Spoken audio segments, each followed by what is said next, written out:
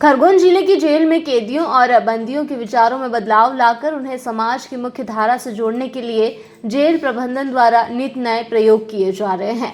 यहां जेल अधीक्षक वी प्रसाद ने रविवार को आध्यात्मिक शिविर का आयोजन किया। इसमें योग वेदांत समिति सदस्यों ने बंदियों को सदाचार व नैतिक मूल्यों के प्रति जागरूक करते हुए सहज योग से सदाचार की राह पर चलने के लिए प्रेरित किया। इस दौरान उन्हें योग, प्राणायाम, आध्यात्म से जुड़ने के साथ ही मंत्रोच्चार के साथ हास्य प्रयोगों के माध्यम से तनाव से मुक्त रहने का मंत्र दिया गया।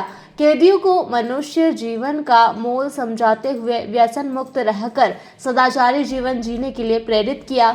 समिति के भारत कृष्ण मोयदे ने कहा कि जेल में आने से यह विचार न रखें कि उनका जीवन समाप्त हो गया है। यह नई शुरुआत का स्थान है। जेल को सजा काटने का स्थान न समझे बल्कि इसे तपोस्थली आश्रम मानकर अपने विचारों में बदलाव लाए। यह बदलाव सद साहित्य से होगा। योग प्राणायाम को दिनचर्या में शामिल करें।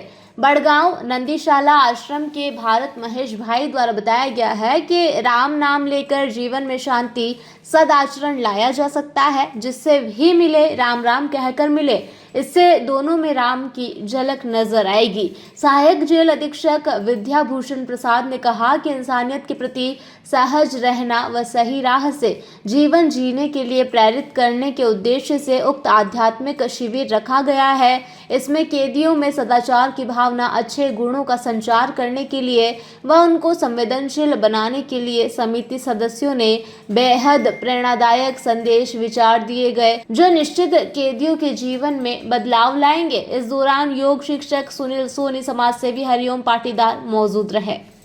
हम यहाँ पे हमारे जेलर साहब का आमंत्रण हुआ कि हमारे जेल में रहने वाले जो है बंदीगण, उनके अच्छे विचार उनके जीवन में आ जाए, इसलिए आप थोड़ा सा समय निकाल के आइए और हमारे बंदीगण के जीवन में अच्छी अच्छी बातें बताकर उसका जीवन और उज्जवल हो सके, ऐसी बातों के लिए हमको बुलावा भेजा। तो और हमने भी समय निकाल के हम पहुँचे जेल में।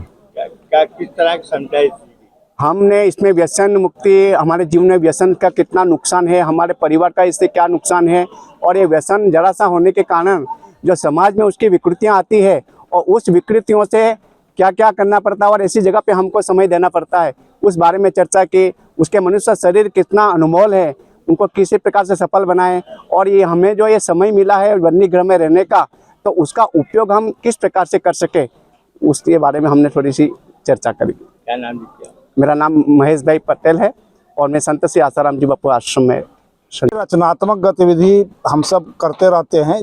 पिछले सब महीने ही हम सब ने खेल गतिविधि करी थी। उद्देश्य ये रहता है कि बंदियों के बीच रचनात्मक कार्य होते रहें ताकि उसमें सकारात्मक एनर्जी और ऊर्जा का एनर्जी और विचार डेवलप होते रहें। इसी क्रम में मैंने आज योग वेदांत समिति के महेश भाई पटेल, मोयदे जी, सुनील सोनी जी को बुलवाया और उन्होंने अल्प निमंत्रण पे हुए बंदियों के बीच पधारे और बंदियों को उत्प्रेरित किया।